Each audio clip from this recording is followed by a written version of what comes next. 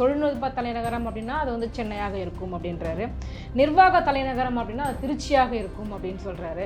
Next பார்த்தீங்கன்னா கன்னியாகுமரி கூட மெய்யியல் தலைநகரம் அப்படின்னு சொல்றாரு. கலைக்கும் பண்பாட்டுக்கும் மதுரை சொல்றாரு. மெய்யியல்னா என்ன? மெய்யியல் எனக்கு தெரியல சார். ஆன்மீகத்தை தான் மெய்யியல்னு சொல்றது. ஓ, கன்னியாகுமரி வந்து எல்லாருக்குமான மெய்யியல் அப்படி இருக்கும். அங்கே விவேகானந்தர் பாறை இருக்கிறது. ஆமாங்க, அது வந்து யாரை விவேகானந்தரை நம்புறவங்க அல்லது அதை ஃபாலோ பண்ணுறவங்களுக்கு தானே வந்து விவேகானந்தர் பாறைக்கு போகிறது புனிதமாக இருக்கும். அங்கே இருக்கிற கிறிஸ்டினுக்கு எப்படி அது புனிதமாக இருக்கும்? வழிபாட்டினுடைய நம்பிக்கைகள் வேறுபடுதுல, எப்படி மெய்யியல் தலைநகரமாக மாற்றுவார்? இன்னுமே பார்த்தீங்க அப்படின்னா சென்னைக்கு இன்னொரு துணை தலைநகரம் வேணும் அப்படிங்கிற கோரிக்கை எழுந்த வண்ணம் தானே சார் இருக்குது. ஏற்கனவே எழுந்தது. பக்கத்தில் இருக்க கிராமங்கள்லாம் பாதிக்கப்படும். நீ சாலைகள் போட்டீங்கன்னா துணை நகரம்னு உருவாக்குறீங்கன்னா ரொம்ப பேர் விவசாயிகள்லாம் நிலத்தை கொடுக்க வேண்டி வரும் அப்படின்னு கடுமையான எதிர்ப்பு உண்டாச்சு. ஏற்கனவே கலைஞர் திட்டமிட்டார் துணை நகரத்துக்கு. மருத்துவர் ராமதாஸ் ஐயா கடும் எதிர்ப்பு தெரிவிச்சாரப்ப அதில் தான் அது காலாவதி ஆச்சு. அப்படி நடந்தது ஏற்கனவே. ஜனாதிபதியை வந்து மக்களை தேர்ந்தெடுக்கக்கூடிய ஒரு அதிகாரத்தை வந்து கொண்டுட்டு வரணும் அப்படின்ற மாதிரி தேர்தல் அறிக்கையை விட்டுருக்காரு. இது எந்த அளவுக்கு சாத்தியம் சார்? அவர் அதிபராட்சியை நோக்கி போறாரு. அவருக்கு ஏதாவது எதுக்கு முதல்ல ஜனாதிபதி இந்த கவர்னர் போஸ்டிங்லாம் ஒரு நாள் பதவியேற்பு விழாவுக்கு தான் அவங்க பயன்படுறாங்க, சில சட்டங்களுக்கு கையெழுத்து போட பயன்படுறாங்க. ப்ராக்டிக்கலாக அவங்க வந்து மக்கள் பிரதிநிதியாகவே அது இல்லை. முதல்ல எதுக்கு ஜனாதிபதியை மக்கள் தேர்ந்தெடுக்கணும்?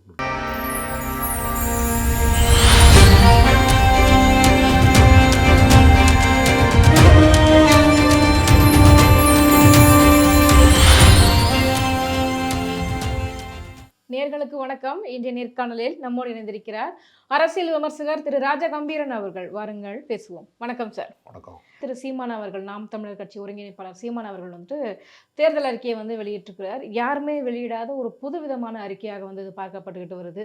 குறிப்பாக பார்த்தீங்க அப்படின்னா தமிழகத்துக்கான தலைநகரம் சென்னை அப்படின்னு இருக்குது. ஆனால் அதையும் தாண்டி ஒரு 5 தலைநகரங்களை உருவாக்குவேன். உங்கள் கருத்து என்ன சார்? தமிழ்நாட்டினுடைய தலைநகரமாக திருச்சி திகழ வேண்டும் என்றொரு கோரிக்கை எம்ஜிஆர் காலத்திலேயே 80களின் காலகட்டத்திலே எழுப்பப்பட்டது. ஆனால் அது நடைமுறைப்படுத்த முடியவில்லை. தலைநகரத்திலே வந்து எல்லா அமைச்சர்களும், எல்லா இலாக்காக்களும், எல்லா விதமான தொழில் நிறுவனங்களும் எல்லாமே ஒரு ஹெட் ஆஃபீஸ் வந்து தலைநகரில் வச்சிருக்கும் போது ஒரு உத்தரவு பிறப்பித்தால் அது உடனடியாக சாத்தியப்படும். இப்போ உதாரணத்திற்கு நான் ஒன்று சொல்கிறேன். இப்போ நீங்கள் வந்து நம்ம கிராமப்புறங்களில் வசிக்கும் போது நம்ம ஊரில் விஏஓ இருப்பார், பக்கத்து ஊரில் அந்த கிராமத்தில் விஏஓ இருப்பார். அவர்கிட்ட ஒரு கையெழுத்து வாங்கி ஒரு சாதி சான்றிதழ், வருமான சான்றிதழுக்கு ஆர்ஐட்ட ஒரு கையெழுத்து வாங்கி, ஆர்ஐ வந்து பக்கத்து டவுனில் இருப்பார், அவர் ஒரு இடத்துல இருப்பார். தாசில்தார்கிட்ட போய் தாலுகா ஆஃபீஸில் போய் ஒரு கையெழுத்து வாங்கணும். 3 கையெழுத்தும் போடப்படும் போது தான் அந்த சான்றிதழ் வந்து உறுதி செய்யப்படும். இது எல்லாருக்குமே தெரியும். இவர் 3 இடத்துல இருக்காங்கட்ட. அதே மாதிரி சில விஷயங்களை ஒரு உத்தரவு போடுறாங்க.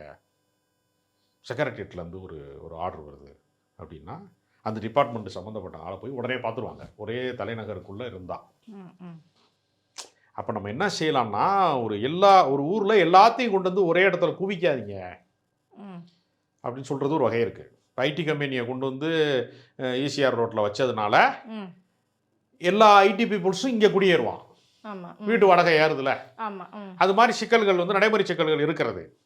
அப்போ தொழில் சார்ந்த நகரங்களை வந்து தனியாக வச்சுக்கிறதுங்கிறது வேற. தலைநகரம் அந்த அங்கே ஒரு தலைநகரம் இருக்குங்க, இங்கே ஒரு தலைநகரம் இருக்குங்க. ஆனால் 5 இடத்துக்கு போக வேண்டி வந்துடும் ஒருத்தனுக்கு.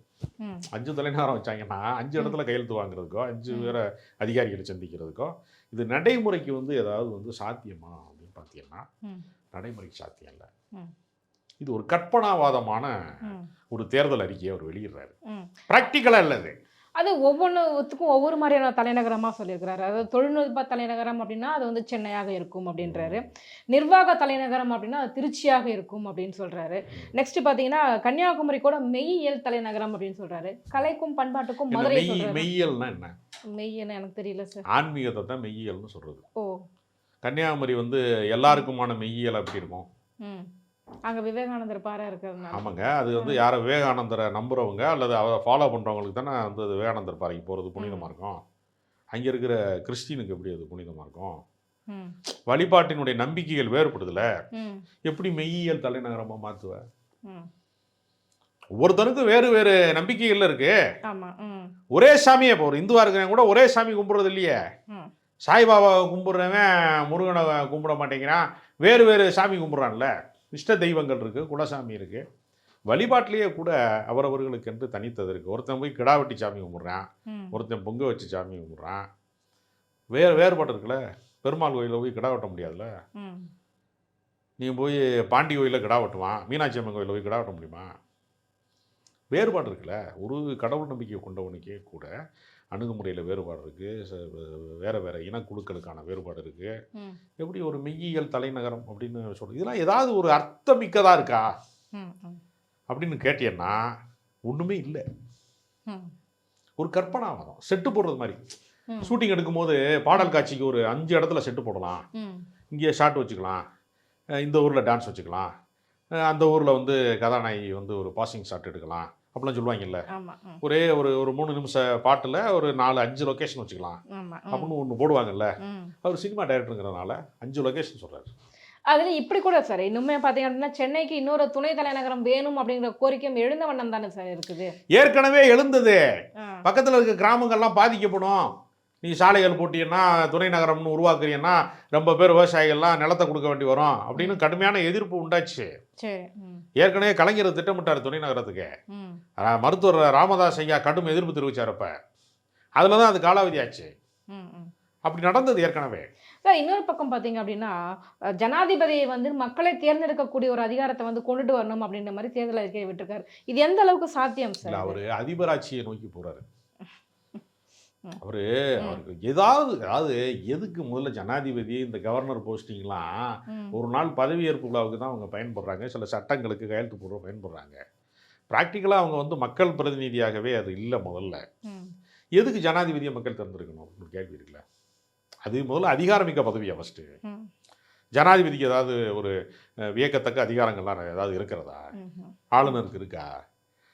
அதிகாரமற்ற பதவிங்கிறதுனால தானே அந்த இடத்துல போய் ஒரு பழங்குடியின பெண்ணை ஜனாதிபதி ஆக்குறாங்க. மோடி ஜனாதிபதி இருக்கலாம்ல, ஏன் பிரதமராக இருக்கிறாரு? ஜனாதிபதிக்கு வந்து அந்த மாதிரியான ஒரு எல்லையற்ற அதிகாரம் என்பதெல்லாம் இங்கே இல்லை. அவர் வந்து மோடி வந்து திடீர்னு வந்து ஒரு இரவு 8:30 மணிக்கு பணம் செல்லாதுன்னு அறிவிக்கிறார்ல, ஜனாதிபதி அறிவிக்கிறாரு இல்லை. அது அதனால இதெல்லாம் வந்து இது வந்து மற்றவே சொல்லாததை நான் சொல்றேன். ஜனாதிபதியே தேவையில்லை அப்படின்ற மாதிரி கருத்து. ஆமா, ஏறத்தாழ அதுக்கு என்ன நடைமுறையில் அதுக்கு என்ன வேல்யூஸ் இருக்குன்னு ஒரு கேள்வி இருக்குல்ல.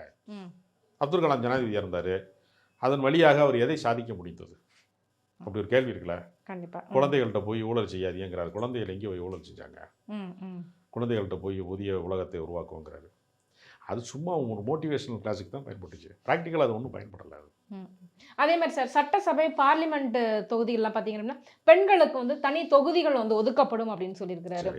தனி தொகுதி அப்படிங்கிறது பெண்களுக்கு தொகுதிங்கிறது தேவைதானா? தேவைதான். அதில் என்ன சந்தேகம் உங்களுக்கு? பெண்களுக்கு வந்து ஜனநாயகத்தில் உரிய மதிப்பளிக்கப்பட வேண்டும்ங்கிறது தேவைதான். இதை யார் நிறைவேற்றுறதுன்னு ஒரு கேள்வி இருக்குல்ல. யார் நிறைவேற்றுறது? தேர்தல் ஆணையம் தானே அதுக்கான வாய்ப்பை வழங்கணும். தேர்தல் ஆணையம் வாய்ப்பு வழங்கினா இப்போ நீங்கள் உதாரணத்திற்கு கிராமப்புறங்களிலே பெண்கள் ஊராட்சி மன்ற தலைவியாக வர வேண்டும் அப்படிங்கிறது எப்போ நடைமுறையாச்சு? இப்போ பல ஊர்களில் வந்து புருஷன் பிரசிடெண்ட்டாக இருப்பேன், பொம்பளை தான் வந்து கையெழுத்து போடுவா அப்படிலாம் வச்சுருக்காங்க பல ஊர்களில். உண்மையாகவே ஊராட்சி மன்ற தலைவியாக ஆக்டிவாக செயல்படக்கூடியவர்களும் இருக்கிறாங்க. முதற்கட்டமாக பெண்களை வந்து இப்போ நம்ம தமிழ்நாட்டின் தலைநகராக இருக்கக்கூடிய சென்னைக்கு மேயராக கூட ஒரு பெண் தான் இருக்காங்க. ஒரு இளம் வயது பிரியா ராஜன் தான் இருக்கிறாங்க. இப்போ இவங்க இந்த இடத்துக்கு வரணும் அப்படிங்கிறது எப்படி சாத்தியமாச்சு? எப்படி சாத்தியமாச்சு? பஞ்சாயத்து ராஜ்னு ஒரு சட்டத்தை கொண்டு வந்து ராஜீவ்காந்தி காலத்தில் பெண்கள் வந்து உள்ளாட்சி அமைப்புகளிலே முதன்மை பொறுப்பு வகிக்க வேண்டும் என்று ஒரு சட்ட திருத்தங்களை அவர்கள் மேற்கொண்டாங்க பஞ்சாயத்து ராஜ் மூலமா. அதில் தான் பெண்கள் பஞ்சாயத்து தலைவர் ஆனாங்க, கவுன்சிலர் ஆனாங்க, மேயர் ஆனாங்க. அது மாதிரி இப்போ 33% இடஒதுக்கீடுலாம் நம்ம சொல்லியிருக்கோம் இல்லையா? அதை நடைமுறைப்படுத்தாமல் வச்சிருக்கிறது யாரு? பெண்டிங் வச்சிருக்கிறது யாரு? மத்திய அரசாங்கம் வைத்திருக்கிறது. அப்போ திருத்தம் யார் செய்கிறது? ஒரு மாநில முதலமைச்சருக்கு அந்த அதிகாரம் இல்லை.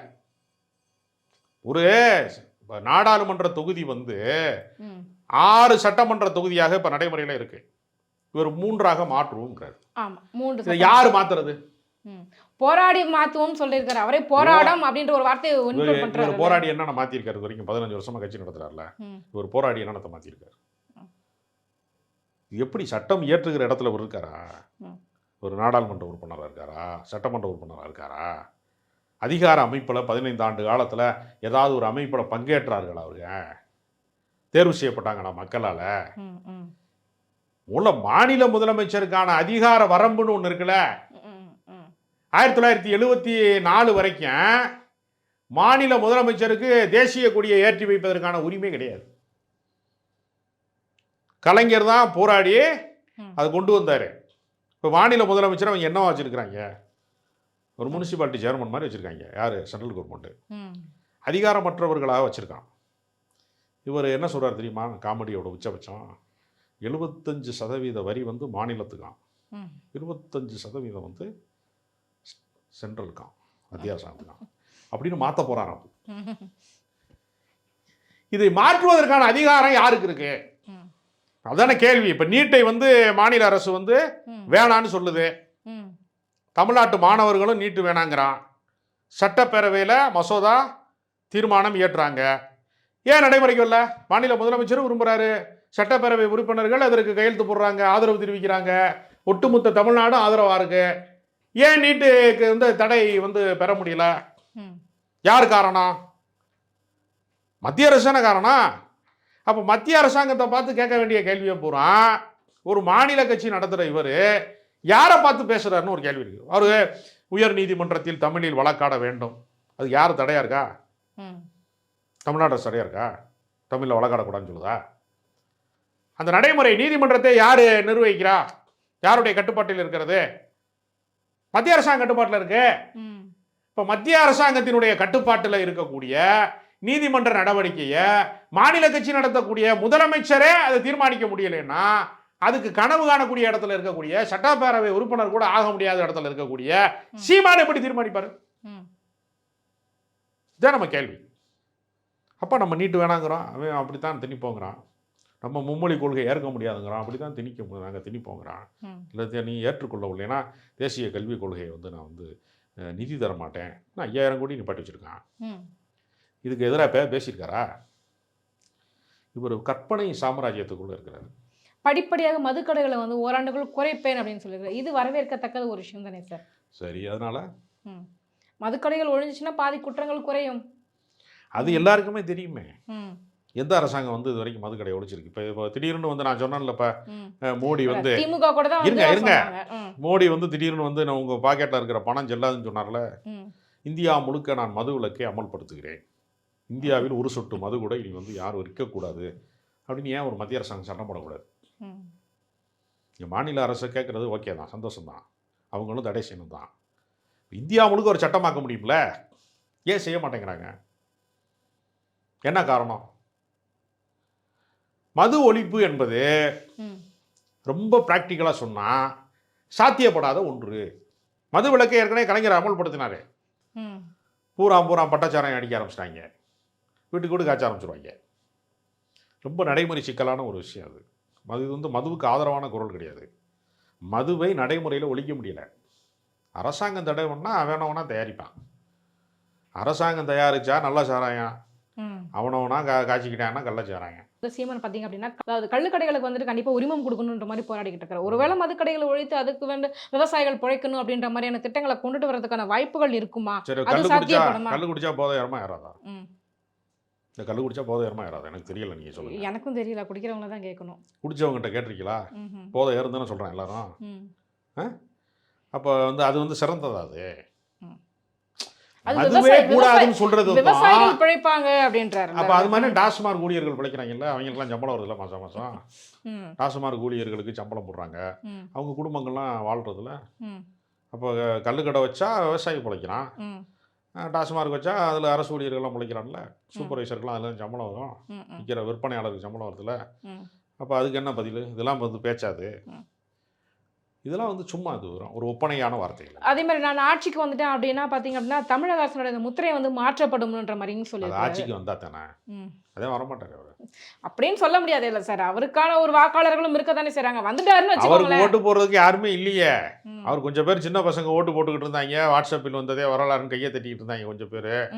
பாதி பேர் விசில வச்சு ஊதிக்கிட்டு இருக்கேன். அப்போ அவர் என்னைக்கு ஆட்சிக்கு வர போகிறார்? அவர் தமிழ்நாட்டிலே மொழி சிறுபான்மை மக்கள் இருக்கான். மதுரைக்குள்ள போனீங்கன்னா சௌராஷ்டிரா மக்கள் இருக்கான். அந்த காலத்தில் பட்டு நெசவுக்காக ஏதோ பாண்டிய மன்னர்கள் காலத்தில் வந்து வரவழைக்கப்பட்டவர்கள் அப்படின்னு ஒரு வரலாறு சொல்கிறாங்க.